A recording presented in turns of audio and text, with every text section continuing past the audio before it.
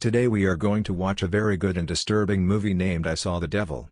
In the beginning of the movie we see a car which is going on a deserted road.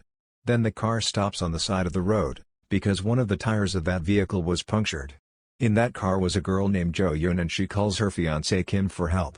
While Jo-yoon was still talking to her fiancé, a school van comes from behind, from which a man comes out. His name is Jang Kyung and he comes to Jo-yoon. He asks Jo-yoon if are there any problems and she tells that the tire of the vehicle is punctured, but after talking to her fiancé, she is called a tow truck here. Then Jang tells Jo-yoon that it is snowing more and the tow truck may be late in arrival, and so he himself starts checking the tires. Jo-yoon was still talking on the phone. His fiancé says that when you have called the tow truck, why is this man still helping? Then he feels a bit strange. After talking to her fiancé for a while, Jo-yoon hangs up. Jang tells Jo-yoon that the tire of his car is completely damaged. Then Jo-yoon thanks the man for helping him and says that the towing truck will be here in a while. After this the man looks at him very strangely, and then he sits in his van, but he does not leave from there. Then Jo-yoon becomes suspicious of him. Jo-yoon tries to start her car, then Jang comes near her, breaks the windshield of the car and enters the vehicle and attacks her. After that he takes Jo-yoon with him. When Jo-yoon regains consciousness, she finds herself in a strange place and Jang has tied her hands and feet.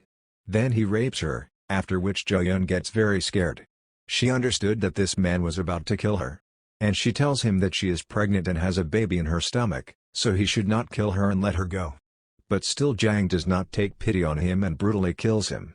Then a few days later, the police find Jo-yoon's body in pieces, seeing which her father cries. Jo-yoon's father himself was a detective for 30 years and he was sad that despite being a detective, he could not do anything for his daughter. He apologizes to Kim for not saving Jo-yoon.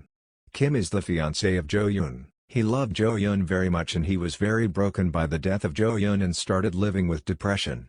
He used to cry in secret but he never showed his tears to anyone. Then we see that Kim has taken 2 weeks off from his job. Kim was an agent of the National Intelligence Agency. One day Kim's friend comes to visit him. He gives Kim a capsule and tells that whoever has this capsule can be tracked at all times and its audio can also be heard. But he says that no one should know about this. If anyone comes to know then both of us will be in trouble. Kim assures his friend that no one will know about this, and he leaves. Then Kim's father-in-law i.e. Jo-yoon's father talks to Kim about the murder of Jo-yoon, and he tells that he has traced 4 people related to this case.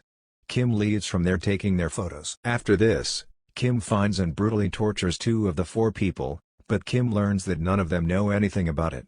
Then Kim goes to the 3rd man's house, where he learns that he has left his house long ago, and his family does not know anything about this. Then as Kim was leaving his house, Kim's eyes fall on the 3rd man's son. He asks him about his father, to which the little child gives Kim a location. When Kim goes to that location, Kim sees that there are many things of girls lying at that place. Kim investigates further there, and finds Jo-yoon's ring from a gutter, which he gave to Jo-yoon, and then Kim realizes that it is the house of Jo-yoon's murderer. In the next scene we see the same killer Jang. He was in his van and there were many girls in that van whom he was looking at with strange eyes. Then we see that during the night a girl was missing from the van who was kidnapped by Jang. He takes that girl inside the house. Then when he was sexually abusing that girl, someone calls his name, and when Jang sees there, Kim stands there. Jang tells Kim that he will probably be a police officer and then Jang attacks Kim with a knife, but Kim escapes and beats Jang badly. Kim suffocates him by wrapping his mouth with a plastic bag, and when Jang is about to die, Kim leaves him. Kim wanted to crush his head with a big stone but he doesn't and he stops. Jang was lying unconscious, then Kim puts the capsule in his mouth that Kim's friend had given to Kim. Jang does not know about this capsule. And Kim saves the life of the girl whom Jang had brought here. After a few hours, when Jang regains consciousness, he sees that Kim has left and an envelope containing some money was lying next to him. Seeing this, Jang thinks that Kim was probably a psycho officer, then Jang leaves from there with money. He takes a lift from a car in which there were 2 men. But Jang didn't know that Kim was tracking his every move because he had a tracking capsule in his stomach. After going a short distance in the car, Jang also kills 2 people sitting in the car. Then when he opened the trunk of the car, he saw that there was already a dead body lying in it, which means that both the people sitting in the car were also criminal like him. Jang leaves the dead bodies of these 3 in the forest and leaves with the car himself. Jang was injured and after going some distance he goes to a doctor. There he sees a nurse. When the nurse goes to an empty room, Jang also goes there, seeing that the nurse gets scared. Jang scares the nurse and tells her that last night he was with a girl and was going to have fun with her, but a man interrupts and spoils his plan and now he will complete his half-finished work with the nurse. The nurse tells Jang to leave him, but Jang was a psycho and he was an animal in the form of a human. When Jang was sexually abusing that nurse, at the same time Kim comes there and he beats Jang badly. The nurse was trying to run away seeing the opportunity, but Kim stops her and asks her to see Jang in pain. Then Kim tells Jang that this is just the beginning, it is not going to end so soon. Then Kim tortures Jang by putting a knife in his leg, and Jang was screaming very loudly in pain. Then in the next scene we see that Jang gets out of a car and his leg was in very bad condition and his arm was also broken. He was not even able to walk properly and even more he did not know why Kim was doing all this to him. He wonders how Kim reaches out to him every time. Then he checks his car and his clothes to see if there is a tracker device, but he does not find anything in it. Then Jang stops the other car, as it appears to him that the tracker was installed in that car. Then Kim gets a call from his father-in-law and he tells Kim to stop torturing Jang, he has been punished for his actions, and now the police will deal with him. But Kim still doesn't stop. In the next scene, we see that Jang eats food with his friends in the restaurant. There was a girl and a boy in it, both of them were also psycho like Jang. Jang tells his story to both of them about how a man is torturing him again and again and leaves him every time. Jang's friend tells him that he just wants to scare you. Or it may be that it is a family member of one of the people killed by Jang. Jang goes to his house and thinks who Kim could be, then he remembers the ring on Kim's hand, then he understands why Kim is torturing him so much. In the house where Jang and his friends were staying, the owner of that house and his daughter were kidnapped by Jang's friend. And when he was about to kill the girl, only then Kim reaches there. Jang's friend is shocked to see how Kim came here without making any noise. Then Kim beats him a lot, then Jang also comes there. Kim beats them both badly, he tortures both of them so much that they are just about to die but Kim does not kill them. The next day the police come to that house and take everyone to the hospital, but Jang is not found there. Kim takes him to another hospital. Kim was also injured. In the hospital, Kim's friend tells him to leave Jang, but Kim does not agree and he says that he is yet to receive the punishment for his actions. Kim's friend tells Kim that the capsule will work as long as it stays in his stomach. Then Kim sees Jang who is unconscious. In reality Jang was not unconscious, he was pretending to be unconscious. Jang was listening to both of them. Jang also gets to know how Jang tracks his location every time. Then like every time, Kim leaves Jang in a deserted place so that Kim can torture him again. But this time Jang came to know who Kim is and why Kim is torturing him.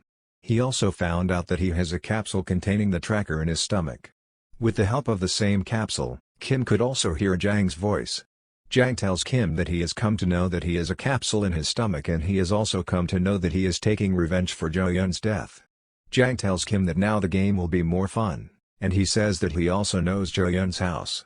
Jang tells Kim to make Kim angry that Jo-yeon had said one thing before dying that she was pregnant, perhaps Jo-yeon had not even told Kim about it. Jang tells Kim that Jo-yeon made many requests to release her but he did not leave her and killed her. Kim gets very angry after listening to Jang. Jang tells Kim that now you will be sorry that why did you not kill me after getting so many chances. Then Jang goes to a medical store, eats a lot of pills for loose motion and takes out the tracker capsule from his stomach. He puts the capsule in another man. Now Kim does not know where Jang is at this time. Then Kim goes to the hospital and asks Jang's friend about Jang, and he tells that Jang is a very dangerous psycho. He will torture his fiancée family more than Kim has tortured him. And he will kill them all. On hearing this, Kim goes to Jo-yeon's house but Kim sees that Jang is already there. Jang had badly injured Jo-yeon's father by beating him and he killed Jo-yeon's sister. Seeing this, Kim feels very sorry. He thinks that if he had killed Jang earlier then all this would not have happened. Now Jang wanted to surrender himself to the police so that Kim could never catch him, and in this game he would win over Kim. That's why he calls the police and tells his location so that the police can take him and he can never come to Kim's hand. Jang was waiting for the police on the road and the police was also coming towards him.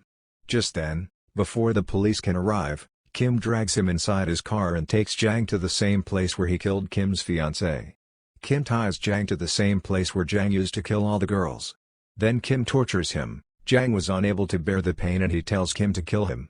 But Kim tells him that he won't let him die so soon. He will torment him until he feels the most pain in his life. He will kill him when he has the most pain in his life, when he has tears in his eyes, and that would be his revenge.